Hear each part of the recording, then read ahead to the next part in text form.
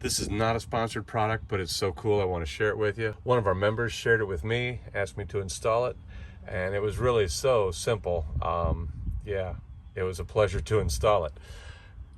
This monitor, just plugged it into the 12 volt port here. It is 200 milliamps, so it's not going to feed well off of these little USB adapters. So we went ahead and used the 12 volt, and it has a USB adapter on the top there for my accessory to plug into. So, you know, I could have put this in there if I didn't have this extra one here. It'll work for pretty much everybody as long as you got a 12 volt plug. Even if that 12 volt plug is being used by something else.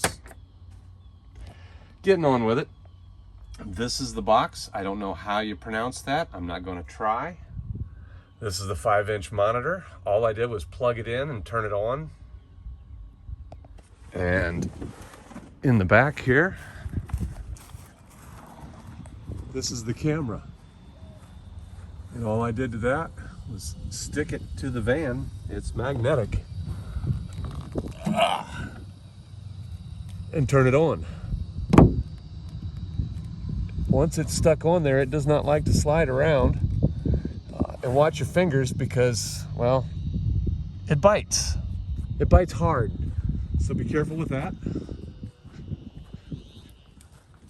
Literally just stuck it on the van, turned it on. It's got a solar panel on top to charge that battery. Little rubber duck antennas on it. It came with accessories, including a long-range antenna, a home power cord, so we can take this inside and monitor the camera from inside the house rather than in a van on 12 volts. The magnetic camera can obviously go anywhere. You don't have to stick it on the back of the van. You can put it on your garage and use it for security camera, watching your whole van.